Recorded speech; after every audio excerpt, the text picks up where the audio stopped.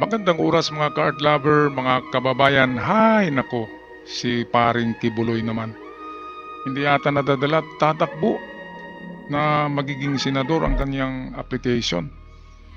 Gamit ang kanyang mga attorney, nag-file ng candidacy sa COMELEC at tinanggap naman ng COMELEC. Well, papayag ba kayo na magiging senador yan ng Pilipinas? Narito ang video. Atin pakinggan. Ng kandidatura sa huling araw ng Certificate of Candidacy o COC filing ay si Kingdom of Jesus Christ o KOJC leader Apollo Kibuloy sa ilalim ng Workers Peasant Party o WPP. Pero ang abogado lamang nito ang naghain ng kanyang COC.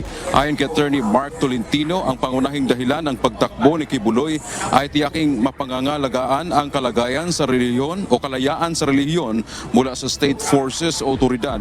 Kamakailan ay pinasok ng mga otoridad ang KOJC compound sa bisa ng arrest warrant laban kay Kibuloy. Aba, Ang priority po niya, number one, is yung religious freedom. meron ng freedom matagal na.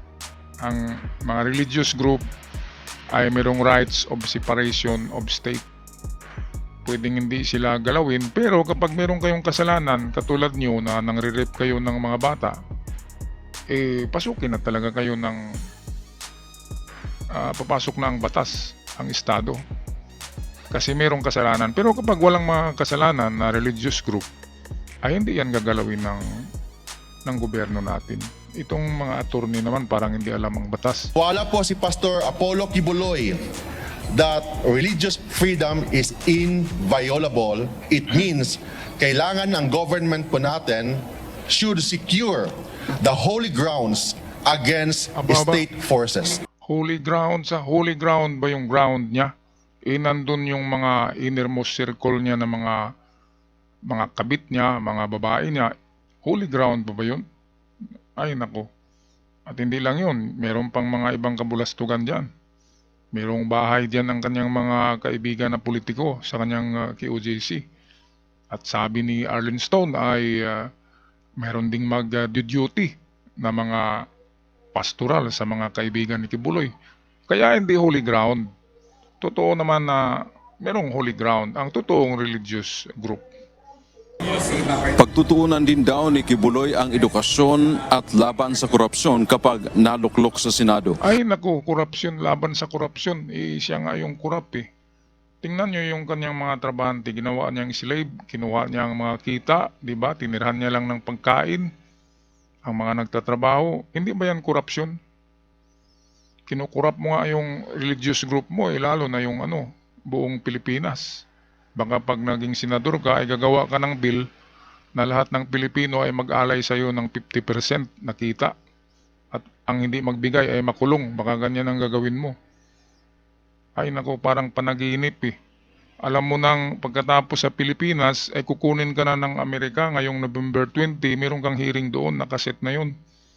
Kaya hindi ka na makakabalik. Bakit ka kandidato ka pa? Talagang nanaginip. Ayon naman sa Commission on Elections o COMELEC, kahit pa may mga kinakaharap ng mga kaso si Kibuloy, ay tinanggap pa rin nila ang COC nito. Paliwanag ng komisyon, ministerial duty o trabaho lang kasi nila ay tagatanggap ng ihahaing kandidatura. Ayan, ito na mga pagkakamali ng COMELEC.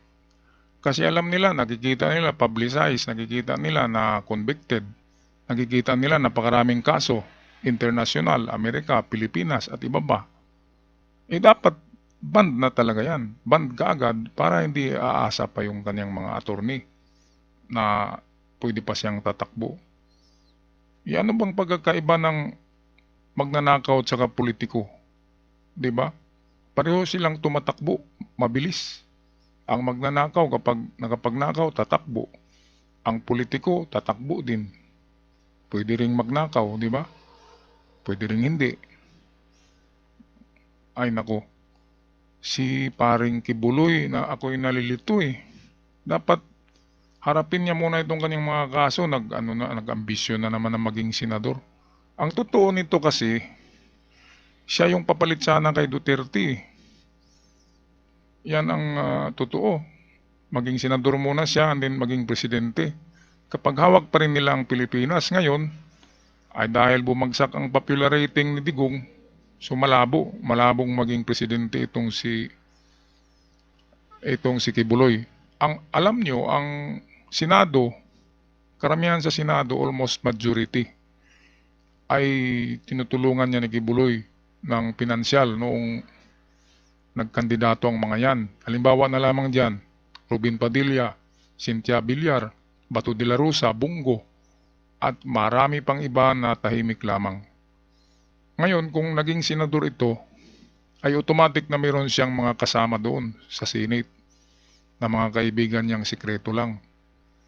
At baka, pag magiging ano pa ito baka magiging majority leader pa doon ng Senado kapag naging senador, at automatic yan na kapag wala ng presidente, pwede siyang maging presidente. Automatic yan. Kasi alam niyo na sa kanilang yung gobyerno noon. Kaya hindi malayo, natatakbo talaga ito kasi napakaraming pera. At underground ay kaibigan niya, lahat ng senador majority ay nakikinabang sa kanya.